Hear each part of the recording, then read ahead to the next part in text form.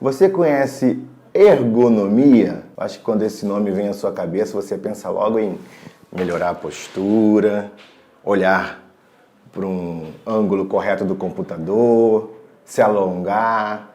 Essa até que tem a ver com ergonomia, mas essa ergonomia física é só uma das partes do que a gente entende a melhor forma de executar o trabalho. Ergonomia é uma junção de ergos, trabalho, e nomos, regras. As regras do trabalho, elas se aplicam a tudo, até mesmo a uma organização da empresa, que nós chamamos de ergonomia organizacional. Essa empresa pode ser a sua casa, na tomada de decisão do que comprar, do que vender, de onde colocar os seus móveis. E há uma outra ergonomia que nós chamamos de ergonomia cognitiva ou ergonomia cerebral. Ela está relacionada ao pensamento humano. Como a gente usa estratégias, dicas para tomar decisões no dia a dia. E as empresas estão entendendo isto. Como que a gente reconhece símbolos, marcas, placas, avisos, sem nem precisar ler do que se trata, o nosso cérebro automaticamente já interpreta o que quer dizer. Ou seja, quanto mais fácil a sinalização, mais rouba a nossa atenção. Na era de quanto mais atenção, melhor, quanto mais você souber de ergonomia, mais você vai entender de pessoas. Então hoje nós vamos falar dessas 3 ergonomias. Da ergonomia física, que está relacionada sim ao mobiliário, está relacionada sim à sua forma melhor de executar algum gesto. Para a maioria das funções que a gente exerce, motoras, como nadar, pedalar, correr, existe sim uma melhor postura. Nós, da fisioterapia, de quem está dedicado à performance, o melhor gesto é o gesto que gasta menos energia. Então, se você pedalar com as pernas muito abertas, o ar que vai reter o seu movimento vai te fazer chegar atrasado. E milésimos de segundos pode fazer a diferença para um ciclista profissional. E para quem é amador, vai se cansar muito mais. Então, um professor de educação física, especializado em ciclismo, por exemplo, vai te ensinar a pedalar da maneira correta. Quando pensa em fisioterapia, a gente pode pensar em postura. Mas eu vou te dar um recado. Eu não vou te ensinar qual é a melhor postura. Vou apenas falar para você que a melhor postura é a próxima postura confortável. Qualquer informação sobre postura vai te deixar hipervigilante. E estudos mostram que a hipervigilância causa dor. Não faz o teste com o seu sobrinho não, tá? Mas se você falar para uma criança, para um adolescente, que mochila pesada gera dor de coluna, ele carregava essa mochila por anos, na semana que vem ele vai ter dor de coluna. Porque ele vai associar a informação que você teve a desconfortos que são normais no dia a dia, que o corpo mesmo trata de se livrar dele. Então, vigiar demais pode ser um problema. Essas informações, quando você vai ao médico, ele olha a sua radiografia e fala: meu Deus, você tem uma coluna de 60 anos e você tem só 20, são informações que nós chamamos de nocivas ou nocebos. São informações que mais te prejudicam do que fazem você se tratar. Então, você não tem uma coluna acabada, importante, nenhuma vértebra sua está fora do lugar e não precisa ficar pensando na melhor postura. Pense em se mexer. Quanto mais movimento você executar, mais saudável será a sua postura. Um corpo consciente é um corpo que vai saber como se posicionar durante as tarefas. A ergonomia está relacionada desde a era paleolítica, quando o ser humano começou a encontrar formas de acumular água, por exemplo, e tomar numa pedra mais fácil ou num coco quebrado, ou começou a achar as pedras mais fáceis para fazer lança e caçar. Ou seja, ele tornou o trabalho dele mais fácil. Quanto mais fácil é o trabalho, mais ergonômico ele é. A ergonomia está calçada num tripé que inclui Primeira palavra, conforto. Se algo não é confortável, não é ergonômico. Mas não basta ser só confortável. Tem que ser seguro. Segurança é crucial para um material ou uma tarefa ser ergonômica. E, tão importante quanto as outras, eficácia, produtividade. Quando eu vou numa empresa falar sobre ergonomia, eu nunca chego lá dizendo apenas que a ergonomia trará mais saúde para os funcionários. Eu converso com o chefe dizendo que ela vai trazer mais lucro para a empresa. Porque quanto mais ergonômico for a tarefa, menor vai ser a falha. Quanto menor a falha, menor vai ser o acidente.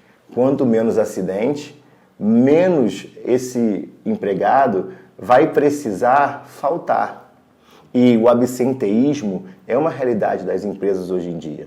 Então, as empresas que estão preocupadas com ergonomia, elas conseguem manter o seu funcionário trabalhando melhor, mais seguro, mais eficaz e com mais conforto.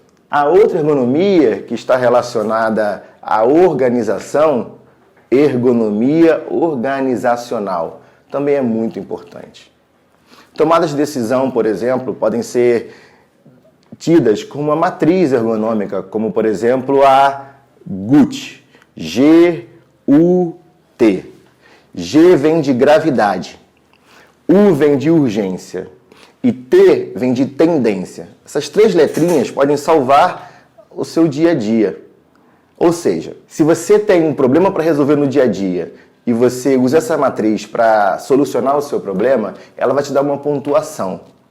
Essa pontuação vai de 1 a 5.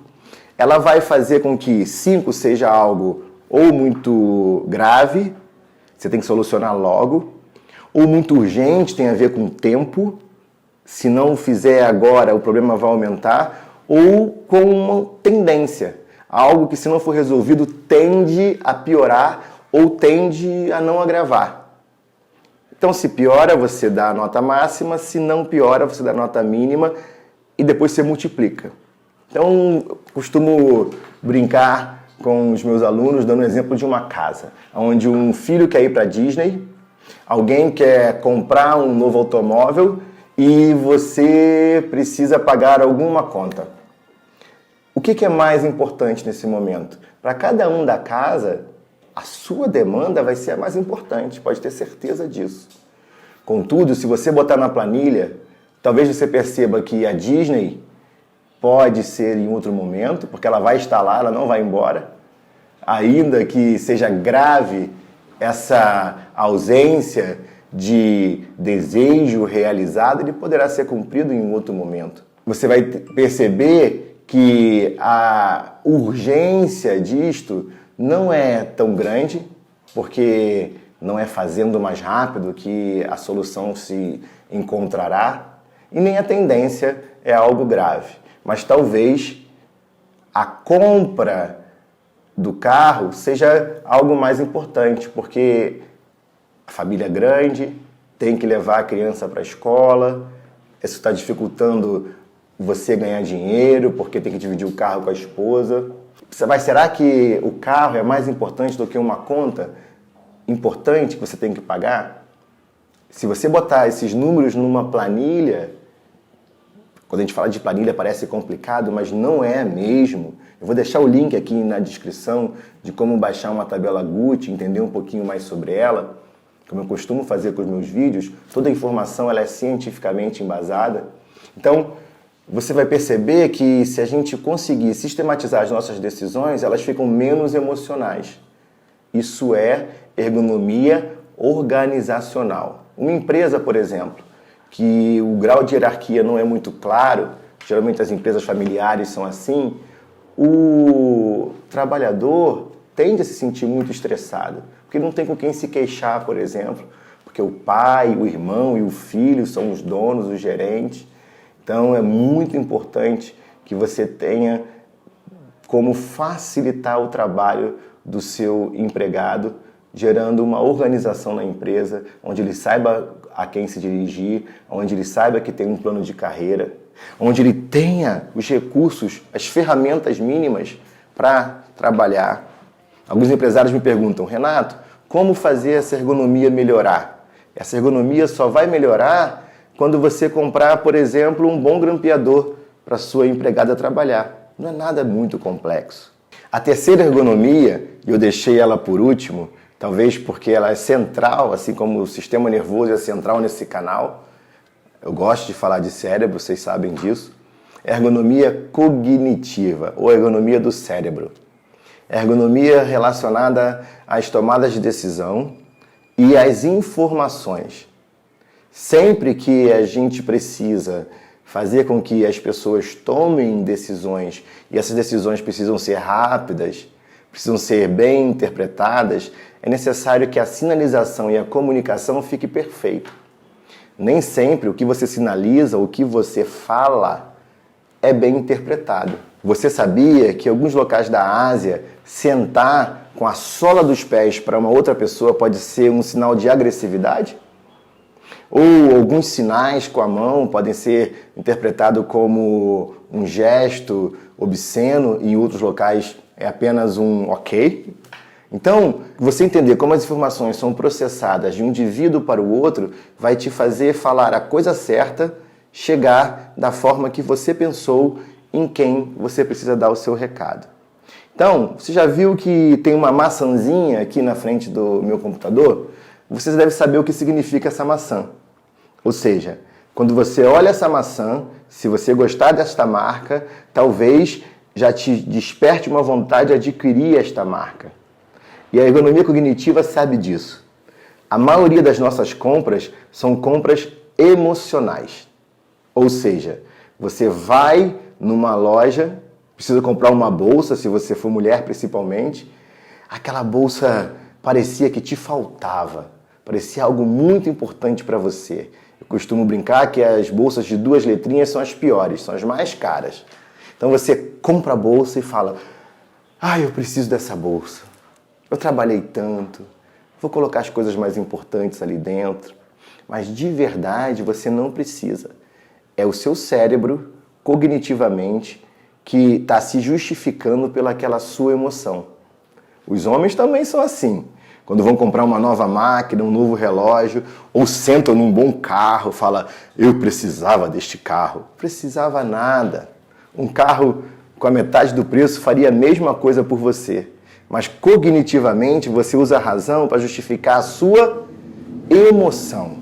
Nós compramos por emoção, agimos muitas das vezes por emoção, isso não é ruim. É porque a gente não tem cérebro rápido o suficiente para racionalizar tudo. Isso explica até o linchamento, sabia? Quando você vê alguém agredindo outra pessoa e várias pessoas chegam para agredir, a maioria não sabe nem o que está acontecendo.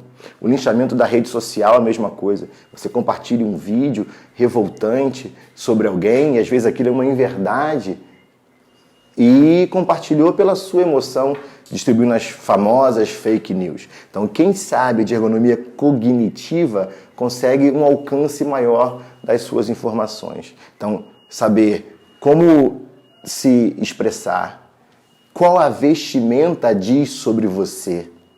Você, quando põe uma roupa esporte, põe uma roupa de alguma marca, quem usa aquela marca e usa roupa esporte te identifica como um colega. E diferente é a roupa que tem um cavalinho ou tem um jacaré. Você olha para aquilo e se identifica de outro modo. Já faz uma interpretação inicial de quem é aquela pessoa. Então, a ergonomia descobriu isso lá atrás, quando as vestimentas começaram a separar quem era do baixo clero e quem era da autarquia. Então, quanto mais pomposo se vestia a pessoa, talvez mais rica ela era. Mesmo sem saber que eles estavam agindo da ergonomia cognitiva, eles davam a sinalização de quem era realeza e de quem não era. Hoje, a ergonomia física, ela avançou muito. Ela começou lá com Frederick Taylor, que descobriu que as pás eram o grande diferencial para as pessoas que tinham lesão ou não quando precisavam botar carvão nos trens para a locomoção das primeiras Marias Fumaças. Ou seja, o trabalhador tinha sua própria ferramenta. Os mais pobres, uma pá muito pesada, gerava muita dor. E os mais abastados conseguiam um material melhor. O que Taylor fez na empresa dele? Normalizou a pá. Deixou de ter problema. Então, as melhores ferramentas facilitam o trabalho e evitam a lesão. De novo, ergonomia nunca vai ser uma despesa, é um investimento. Pratique ergonomia na sua casa, pratique ergonomia no seu trabalho e perceba que a ergonomia está em toda a sua vida. Espero que você tenha gostado desse conteúdo. Não deixe de botar aqui embaixo as suas dúvidas, as suas sugestões para um próximo tema que seja relacionado com a mente humana, comportamento, tomada de decisão, saúde física e mental. Muito obrigado. A paz. Olá, gostou desse vídeo? Então se inscreva no canal. Toda semana tem uma palavra de fisioterapia, ciência e comportamento para você.